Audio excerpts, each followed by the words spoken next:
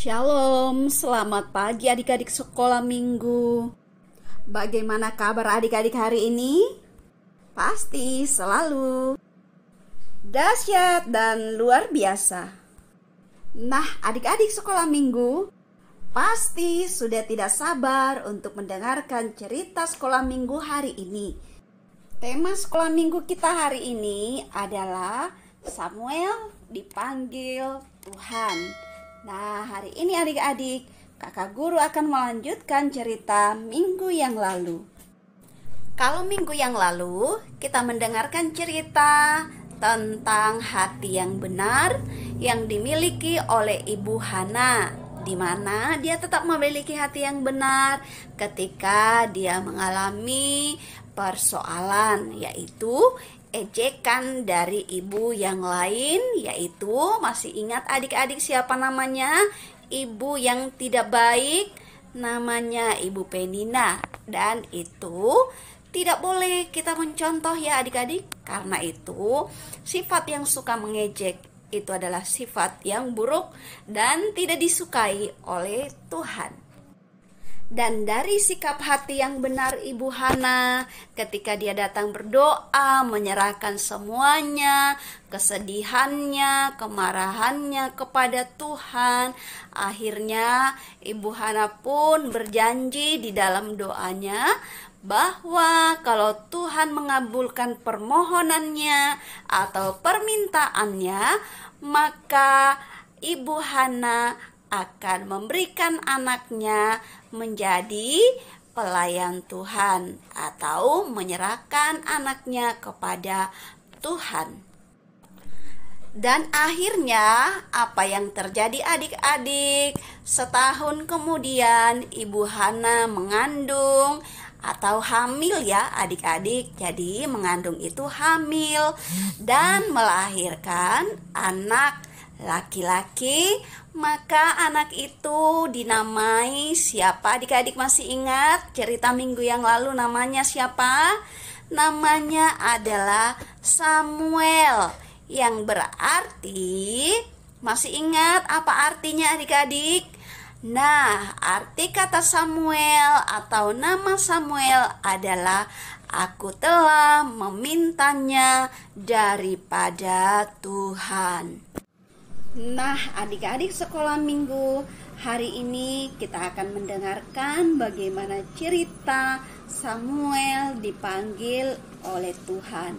Kita langsung aja ya dengarkan ceritanya. Adik-adik menyaksikan dengan baik ya. Selamat menyaksikan.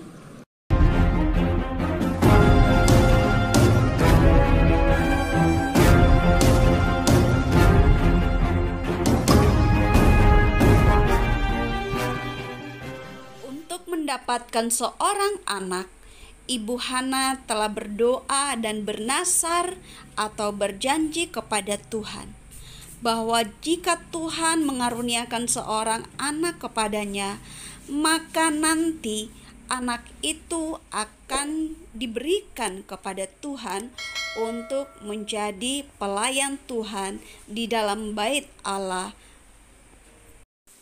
Oleh karena itu, ketika anak yang bernama Samuel sudah cerai susu atau tidak menyusui lagi, maka Ibu Hana datang menjumpai Imam Eli dan menyerahkan anak Samuel kepada Imam Eli untuk tinggal di dalam bait Allah itu dan melayani Tuhan bersama dengan Imam Eli. Di dalam 1 Samuel pasal 3 ayat 1, di sana mengatakan bahwa Samuel yang muda itu menjadi pelayan Tuhan di bawah pengawasan Imam Eli. Pada masa itu firman Tuhan jarang, penglihatan-penglihatan pun tidak sering. Pada suatu hari, Imam Eli yang matanya mulai kabur dan tidak dapat melihat dengan baik sedang berbaring di tempat tidurnya. Lampu rumah Allah belum lagi padam. Samuel telah tidur di dalam bait suci Tuhan, tempat tabut Allah. Pada waktu Samuel lagi tidur, maka datanglah Tuhan memanggil Samuel. Katanya, Samuel, Samuel. Ya, Bapa. Lalu berlarilah Samuel kepada Imam Eli serta katanya, Ya, Bapa. Bukankah Bapa memanggil aku? tetapi Imam Eli berkata, Aku tidak memanggil, tidurlah kembali.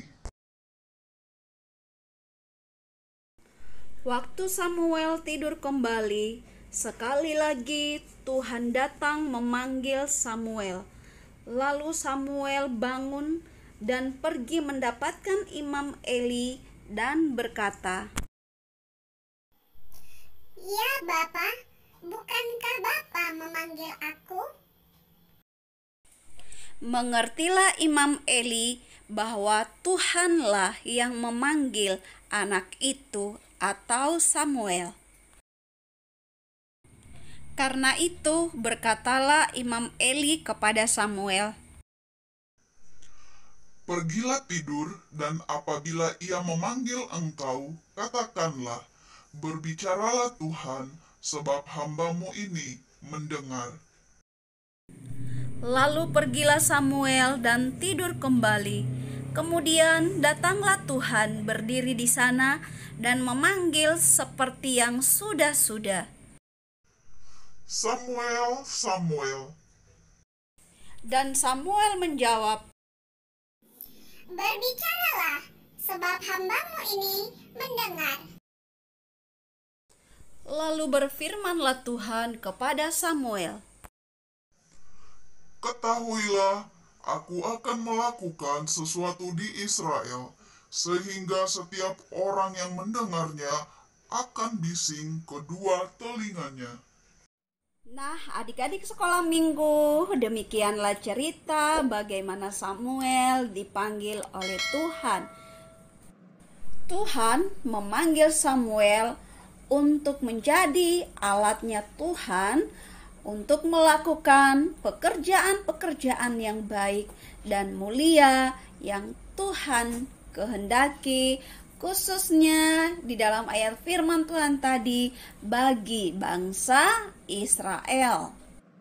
Jadi adik-adik sekolah minggu, Samuel lahir melalui ibu Hana karena Tuhan punya rencana, karena Tuhan punya tujuan di dalam hidup Samuel. Nah, demikian juga dengan kita, dengan adik-adik sekolah minggu. Kita lahir ke dalam dunia ini melalui orang tua kita, melalui papa dan mama, karena Tuhan punya tujuan di dalam hidup kita. Seperti yang tertulis di dalam Efesus pasal 2 ayat 10, firman Tuhan berkata, karena kita ini buatan Allah, diciptakan dalam Kristus Yesus untuk melakukan pekerjaan baik yang dipersiapkan Allah sebelumnya. Ia mau supaya kita hidup di dalamnya.